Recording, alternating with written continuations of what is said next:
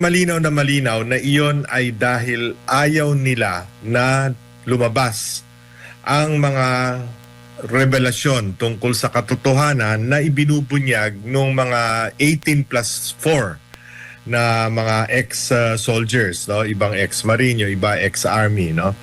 Ayaw nila yon. Ang gusto nila ay matuon na lamang ang pansin ng tao dun sa impeachment trial.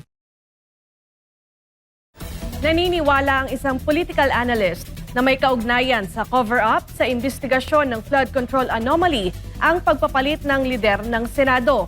Ibinahagi rin niya ang kanyang pananaw sa impeachment proceedings laban kay Vice President Sara Duterte. Narito ang balita. Naniniwala ang political analyst na si Ginoong Lito Banayo na layunin umano ng bagong liderato sa Senado na ilihis ang atensyon ng publiko mula sa isyu ng flood control scandal. Sa halip kasi na talakayin at tutukan ang mga alegasyon ng malawakang korupsyon doon, mas nakafocus ngayon ang Senado sa paparating na impeachment trial laban kay Vice President Sara Duterte. Ang sikreto sa likod ng rigudon sa Senado nangyari matapos maagaw ng Gatchalian Block ang kapangyarihan ng lumipat ng panig si Senator Joel Villanueva. Malinaw na iyon ay dahil ayaw nila na lumabas ang mga revelasyon tungkol sa katotohanan na ibinubunyag ng mga 18+4 na mga ex-soldiers, no? Ibang ex-marine, yung iba ex-army, no?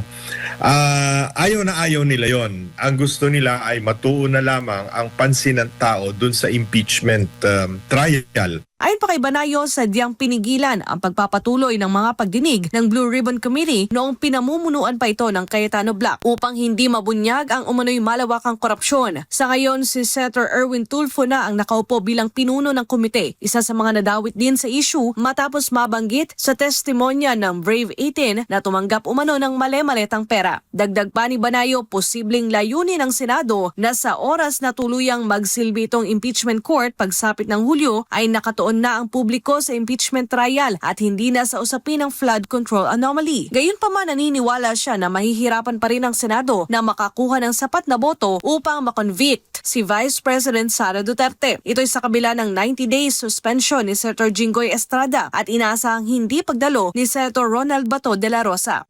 22 na lang sila na attend ng trial. But still, 66% of or 2/3 of 22 is 14.52 members.